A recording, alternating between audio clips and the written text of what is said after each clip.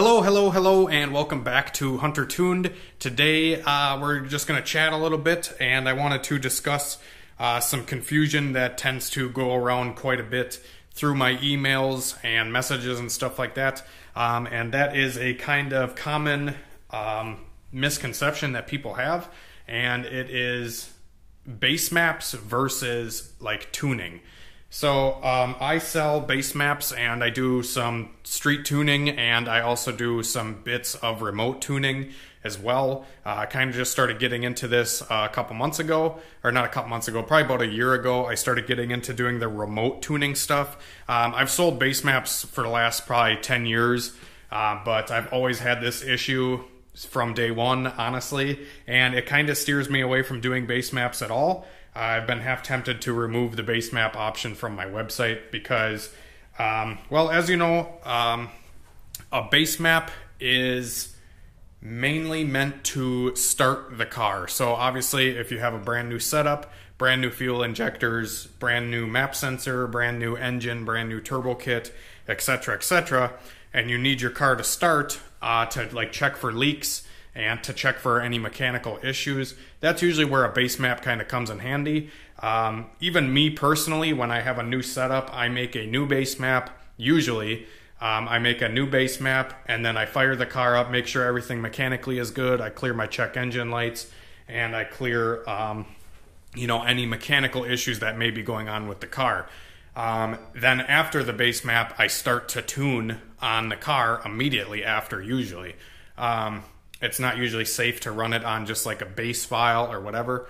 And that's kind of what I offer to people. I pretty much do the same thing I do on my car as I would to your car. So if my car had a set of, say 2200cc injectors, a 4-bar map sensor, and all the parameters, I would plug in all the Basemap pretty much how to make a Basemap I've went over in previous videos. I pretty much do that exact same process, and then I send you the file. I don't charge much for this service. It's just like a $50 service thing. But that's what I do because, like I said, every setup is a little bit different. But what the issues I've been having is a lot of people, I'm not saying one person in particular, as this has happened quite a few times in the last week.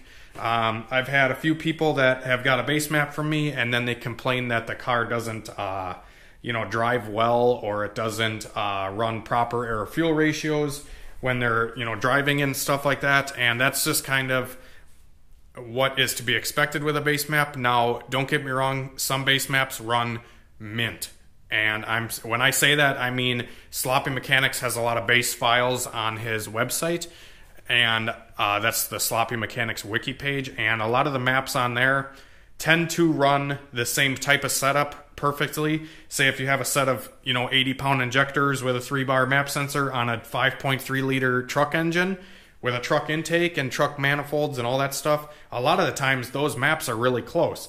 And I have a lot of maps that I've tuned in the past that are they're like say like a 1000cc map with a 3-bar or whatever, and they're a tuned map. I can send that tuned map to somebody else if they want, but that's not usually what I do for Basemaps, guys, because honestly, if I'm going to give you a properly tuned setup, that's going to be usually more money, because that's it's properly tuned map.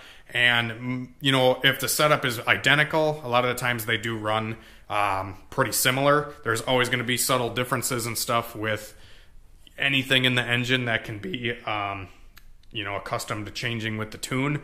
But yeah, so like I said, guys, I just kind of wanted to get some of that stuff out of here because it's a lot easier for me to remote tune somebody, because to be honest, a lot of the guys that are wanting a Basemap, they get a Basemap and then they complain that it doesn't run perfect, or it doesn't run within their standards of a Basemap. Because I used to do this all the time, where I would send people tuned maps and they would never come back for a tune, and they would never come back for any services after that because the Basemap ran so damn good. I quit doing that because honestly, like if you're gonna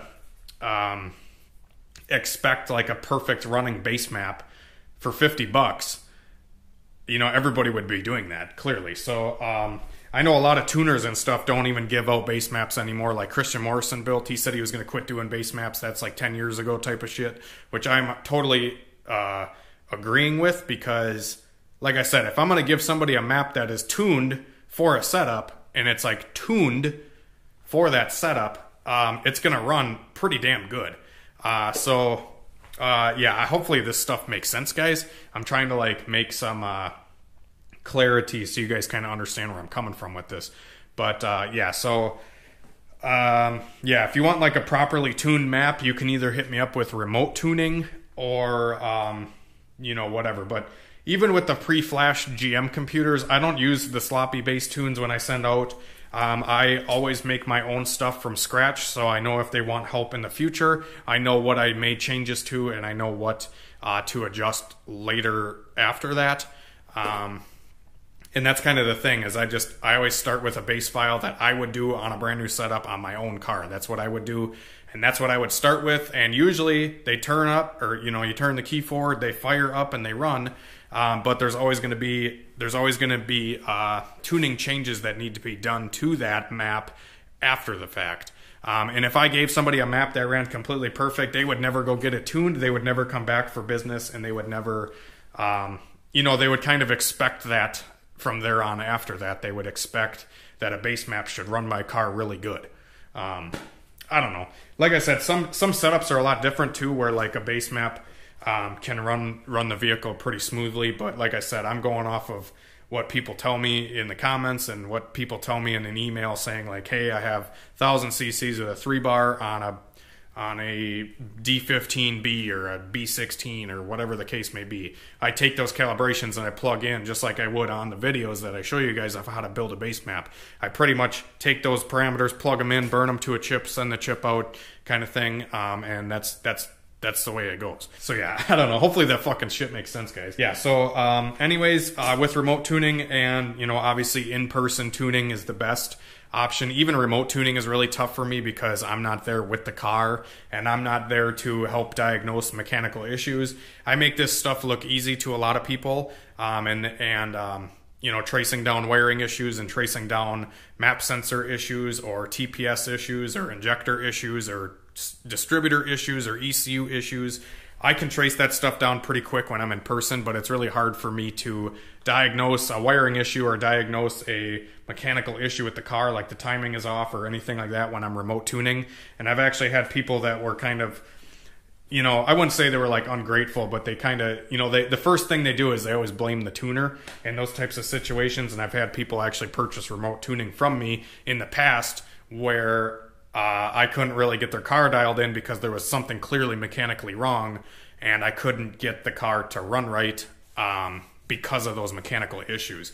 So yeah, like I said, guys, it's always best to kind of get tuned in person, unless you know your car kind of runs really well and you have no mechanical issues and you literally just need a tune. But half the time when somebody needs a tune, it's 1,000 other things along with the tune, and that's kind of where remote tuning and my time and all that kind of stuff comes into play. Obviously, I can't be helping you nonstop every day, all day, in and out, not responding to messages within 5 minutes. People get mad about that. Like, it's kind of stressful and it's kind of annoying, but it's what you got to deal with in this, you know, dog eat dog world. It's just something you kind of got to power through and kind of be better than the next guy and help somebody more than the last guy did, kind of thing. And that's kind of my goal with a lot of this stuff. But at the same time, there's got to be a point where I got to charge a little bit extra money to get, you know, services and stuff done for people, because like I said, a lot of people try to stretch out their $50 base map as far as they can,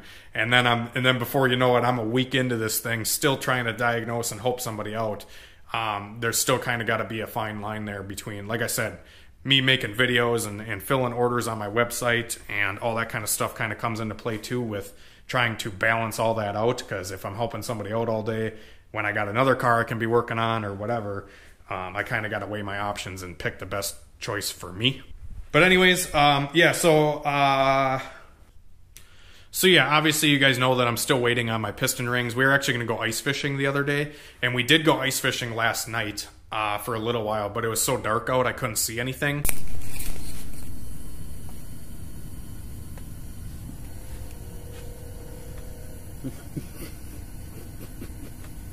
Hello, hello, hello. What are we doing? Ice fishing. Why is it so damn dark? Because it's 5 o'clock. Oh, yeah, it is fucking 5 o'clock. It's black. There we go. Now you got good exposure. Do I? Yeah. How's the beard look? Black. Okay, so we're out here fucking, you know, catching the old fish. Trying to. And, yeah, we should have filmed setting up and shit, but we couldn't. We got the old Frabble. We're in the old Frabble. We got the old Mr. Heater down there. Yeah. And we got Bob and Jig and Waxy with a little sinker and a little bob. Hunter, when's the last time you went ice fishing? Probably like 5 years ago, I think. Yeah, about then. Yeah. How about you? 3 or 4 years. Has it been that long? Mm-hmm.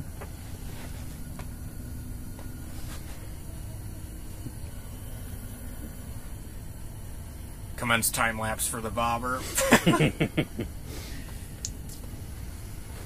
Well, yeah. Well, if anything interesting happens, We will definitely record it. we'll let you know. Definitely. We're just waiting on the bobber to move. Good old Bob. And then if the bob... Okay. Fucking, ice fishing 101. So, you got your pole. It's shorter Yeah. than a normal pole. So, this thing's... Uh-oh. Wow. Fucking son of a bitch.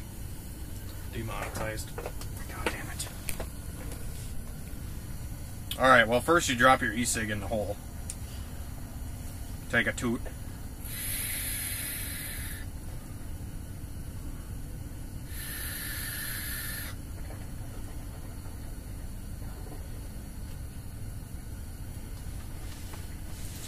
So anyways, ice fishing 101 here with the old boys. First you gotta tune your pole. You gotta shorten her up. You gotta give it a lowering kit on your fucking pole. So this thing's pretty short, obviously, because the ice shack is usually only so long. You can't have a big giant fucking pole in here. I mean, I mean, you could, but be hanging out the door. So yeah, we're just jigging away, kind of rattling her up. yeah. You know what I mean? And then you set the pole there. Might need to freshen up the worm once in a while. Yeah. But, yeah. Pretty much it. We just got a little ice house that we're sitting in. Yeah. Oh, we watched a fucking guy fall in on the way out here. Oh, yeah. He's a fucking idiot. Walks right onto a crack. Yeah, so this dude literally walks right through where the ice looked like complete shit. Where it was literally like an inch, not even an inch thick. And he was like, no, fuck it. And so I had to pull him out. Yeah. Like, he's an idiot. I don't know. People are stupid. Black ice is no good. Yeah. Yeah, we didn't bring a lighter either. Oh, yeah, so we had to go bum a lighter. Yeah, so we had to bum a light. And now we can't fucking shut this thing off. Because we don't have a lighter. Yeah, and it's hot. It's hot in here. I'm sweating more than a fucking two-pecker billy goat. Sweating like a whore in church. Yeah. Yeah. We'll get back to you when something cool happens. We actually had our cell phones out and we were kind of just filming, or not filming, but we were like using the flashlights on our phone just to see what we were doing in the ice shack, because the ice shack has like a black tarp and I don't have a light inside of there. So I'm going to try to get a light of some sort inside of the ice shack so I can film a little bit better, because it gets dark really early here. And half the time I don't wake up, you know, until later in the day. So it's hard to get out there during the daylight, because I usually do a lot of work stuff and website stuff right away when I get up. And then by the time I'm done working and doing all that stuff, it's dark out. So just like it is right now. But anyways, the piston rings should be here in a few days, and then we'll hopefully get the hatch running. That'll be one of my goals this week. But I did want to thank a few subscribers of mine that actually sent out some goodies. To start off, I want to thank Pedro. He actually, PC Racing on YouTube, he comments on a lot of my videos, and he's actually been an OG subscriber for a long time. I can't thank him enough for the support he's kind of given me on the YouTube channel. And he actually reached out after me and Michael made the video with his white Civic, the new car that Michael has. He actually reached out to me and he said, "Hey man, I have a crank, pretty much just pay shipping, you can have it." And I was like, "Oh dude, that would be so awesome." So he actually sent out a crankshaft to me, and he sent me a light for my GoPro. So currently you guys can't really see it, but there is a big old flashlight thing under my camera right now, and that is actually super useful, because if I'm trying to show something in a dark area, the flashlight will really come in handy instead of me having to always rip out my phone and then put the flashlight in front of the camera and all that kind of stuff.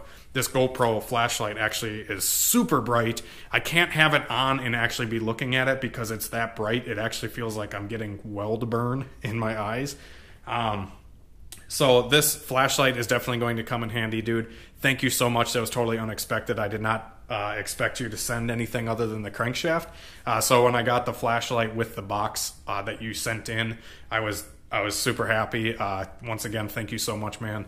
And yeah, so anyways, I also had another subscriber by the name of Rick. He actually sent out some injectors to me to get flow tested, and I had he said, "Hey man, I'll send you X amount of injectors. I need 2 sets flowed and sent back to me." So I said, okay. I got the injectors from Rick, and he sent me a bunch of extras to kind of pay as partial payment for flowing his current injectors that he needed back. So that is awesome. He sent me a bunch of extra fuel injectors so I can have some more stock for these things. I have one more set of Flex style injectors left. I don't know if they'll be gone by the time this video is up or not, but I do have one set of Flex injectors left. If anybody is looking for Flex injectors, now would be the time to place the order, because you know, if they're still up, they're still up. You should probably get a set if you've been looking for them. Those are like the 1000cc injectors that I offer. But I did get, like I said, a whole bunch of injectors down in here. Hang on, this is a perfect opportunity to test out the flashlight. Let's give her a whirl, guys. There we go, she's on. So yeah, there is the injectors. We got a whole stockpile of them sitting in this box that Rick sent out to me. I actually had another subscriber. I can't look at the light, but I had another subscriber actually send out. There, that's a little bit better. It has 2 settings. This flashlight has 2 settings. It's got like a high and a low, or like I would say it's like a super high and a high kind of thing. But yeah, so the. I had a couple other people send me injectors too that were just like reaching out to me like, "Hey man, love to donate to the channel," kind of thing. "I'm gonna send you some injectors so you can have them, you know, for your website and all that kind of stuff." And I can't thank all you guys enough. It's been super awesome. Rick also sent me over some RC equipment. So he sent over like some really old school Novak speed controllers and a couple old Trinity motors, and that's fucking awesome, man. I can't thank you enough for just sending out some goodies just to kind of show appreciation to the YouTube channel here that I'm doing. And yeah, I don't really ask for stuff, guys, but if you guys reach out to me via email and you want to send something in that you think I could use on the channel, or you think that would benefit, you know, Hunter Tuned YouTube channel or whatever, by all means, you guys can email me. I've been trying to get a P.O. box for the last like 8 months. I've just been procrastinating on getting a P.O. box for fan mail. But like I said, I would totally get a P.O. box. I'm just such a tight ass. I don't really want to buy, or I don't want to pay the monthly fee to have a P.O. box, at least at this time. I'd rather just kind of, you know, get it sent to an address somewhere where I can pick it up or whatever. Which, like I said, if you guys do want to send something in that you think would be a useful thing or whatever, you can. Donations are always accepted, obviously. That kind of helps out, you know, just kind of keeping these cars running and doing the experiments and all the fun shit that we try to do here. Obviously, the more money and stuff that the channel has, the more fun, awesome content that can come about. And obviously, if I'm trying to buy some more things, which I might be you know, obviously the website and everything like that definitely helps out. So I don't try to, I mean, lately I feel like I've been kind of babbling about it all the time, but the only reason I am is because, well, it's winter and there's not a whole lot to do. And, you know, why not try to make a few bucks or whatever? But, yeah. So anyways, the crank that he sent in, Pedro sent that crank in, where I actually gave that to Michael already. And hopefully that'll get him off his butt and get working on his car soon. I know that we've all kind of been in a funk lately with, I don't know, maybe a little bit of seasonal depression or something. But yeah, it sucks here in Wisconsin. You know, some days it's kind of hard to get up and moving, but, you know, you kind of just got to go with what Mother Nature's given you and make the best of it. But yeah, so me and Christian always joke about it. We're just like, oh yeah, well, we go outside and we have the garage door open and we're wrenching in a sweatshirt with no hat, no gloves, no nothing. And everybody looks at us like, oh my God, you're fucking crazy. But me and Christian always joke about it and we just say, nah, we're just adapting to the cold. Because you get cold enough and you get cold enough all over your body, your body does naturally kind of adjust to the colder weather. So that's kind of why, I mean, I don't really ever bundle up. I don't know. I've always gotten yelled at it by my parents when I was a kid and stuff, but shit, I was always the one that could stand the cold the longest at the end of the day. So maybe that's a little trick that I've been doing lately to kind of adjust for winter. I feel like I had all these ideas to do a video today and I can't remember any of them right now. Hello? Yeah, I actually just listed my dad's truck for sale. It's a 2000 Chevy Silverado. It's that red one that's always in the background a lot of the videos. I know Garrett was giving me shit. But yeah, so I got the Chevy up for sale. We're going to try to get rid of that thing and try to get my dad into a new car because the red Chevy is, I don't know, he's just bored with it or something. He doesn't like it. So he wants to just get a car or something. So got to get my dad a new car after the Chevy sells and do a few other things. This video is kind of all over the place, but I don't really care. The other thing that I wanted to be doing is I wanted to try another B20 block, obviously, possibly with the new project that we're getting, because I still have the rods and pistons here clearly from the B20 that came out of this thing. I might be getting a new B20 block tomorrow from the junkyard without cracked sleeves. And instead of doing the DevCon this time around, I wanted to try the, it's like a different type of DevCon, but it's still like a liquid cement type of thing. That Chris, I don't remember his name, but his name on Facebook's like Chris Boyette or something like that. He actually sells it's like a hardened fucking thing that goes around the cylinders. And he has it on his J32 or something car that goes really fast, and he kind of uses that as his advertising to go sell that stuff. So we might try out this new DevCon stuff from Chris Boyette on Facebook and see if that stuff holds up with the sleeves a little bit better. Like I said, I'd like to try to make another B20 survive again. I feel like it's kind of fun playing with them, and they make such good torque, it's worth it. So anyways, guys, that's going to be it. I actually just got a bunch of injector orders filled today, and I was going to film someone doing that, but I feel like I've done it so much in the past, it's kind of getting repetitive. But yeah, so injector orders are done. I got them shipped out. And then, yeah, tomorrow I have a thing I'm doing that I'm supposed to not talk about until 10,000 subscribers. So we'll see if you guys have to wait a few days or if I get a stick up my ass and I just show you anyways. We'll see. But yeah, so anyways, that's going to be it for this video. Definitely be sure to subscribe to the channel if you haven't already. We have some new projects coming up, as well as getting the current projects up and running good, and hopefully getting Michael back up in his groove and getting his car back together as well, because he got the new crankshaft now, so he can get his monster single cam back up and running. So yeah. But anyways, guys, thanks for watching this video, and we will talk to you tomorrow, hopefully, for another one. And have a good one. Have a good one? Have a good one? I don't know. Fucking peace out. See you later. See ya.